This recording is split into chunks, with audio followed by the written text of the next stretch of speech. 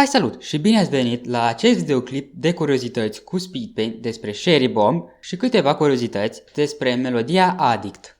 Și să vă spun, când am strâns curiozitățile, două dintre acestea m-au dat pe spate și sunt curios ce reacție veți avea voi. Fără alte adăugări, să trecem la curiozități. Numărul 1. Cherry a murit în jurul anului 1980, iar până acum este al treilea personaj în această listă care să aibă 20 de ani la data morții și al doilea care ca specie să fie un demon cu un singur ochi, dar față de Nifty sau alte personaje, designul ei nu este inspirat după un animal și este a doua care să aibă cel mai uman aspect după Charlie, excluzând atunci când Charlie este în forma de demon. Numărul 2. Din păcate, atât numele real cât și cauza morții sunt necunoscute, deși în ideea originală aceasta trebuia să fie unica fiică a lui Angel Dust și se numea Isabella. Dar din păcate sau din fericire, toată această idee a fost anulată, iar acum o avem pe Cherry pe care o știm. Numărul 3. În mod canonic, Cherry s-a născut și crescut în Australia, ceea ce e imposibil de dedus din pilot pentru că ea nu folosește accentul tipic australian. Numărul 4. Crystal, cunoscută și sub numele de Cici, actrița vocală a lui Cherry, a declarat că dacă ar fi să o descrie cu o melodie de la My Chemical Romance, această melodie ar fi Na Na Na. Numărul 5. Lui Cherry îi plac tunurile cu gaz, exploziile și să petreacă timpul cu Angel Dust, deși presupun că voi știați de asta. Numărul 6. Este foarte posibil ca Cherry Bomb în timpul vieții să fi fost o atletă, luând în vedere agilitatea pe care o are și faptul că poate sări de pe un bloc pe altul fără niciun efort. S-a văzut în lupta cu Serpentios și în melodia Addict.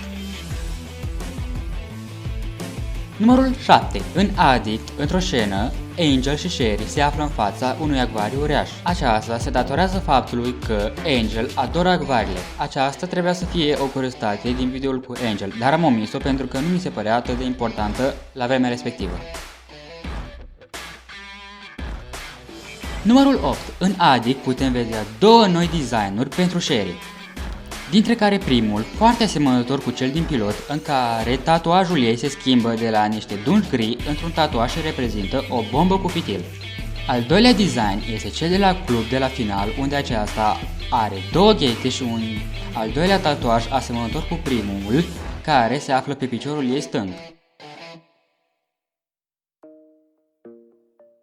Numărul 9. Demonul păianjen pe care îl vedem în baltă nu face parte din familia lui Angel Dust. Doar luând în vedere replicile lui Cherry, "Yeah, you fell in love", am putea foarte bine să presupunem că este fostul lui Angel. Din păcate, nu a reușit să-i aflu numele.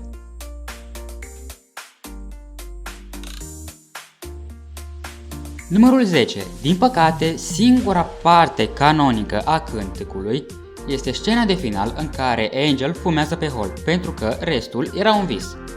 Dacă nu mă credeți, puteți privi imaginea de pe ecran, iar eu nu cred că acel graffiti este pus la întâmplare. Iar cât despre când se petrec evenimentele din Addict, eu presupun că se desfășoară în noaptea de după ce Alastor a ajuns la hotel, pentru că se poate vedea foarte bine demonul cu care Angel a petrecut timpul la început de pilot. Iar în cazul în care voi nu știați, vă spun eu, dar e imposibil să visezi un chip pe care nu l-ai văzut deja.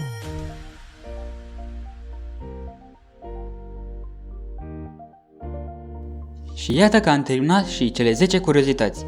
Sunt curios cum vi s-a părut ultima curiozitate, pentru că și eu am fost foarte surprins când am aflat de ea. Iar pentru următorul videoclip ar vrea să lăsați voi în secțiunea de comentarii pe cine ar vrea să desenez. Comentariul cu cele mai multe voturi va fi următorul desen. Mulțumesc foarte mult pentru vizionarea acestui videoclip, i-am fost Chrisful, la revedere!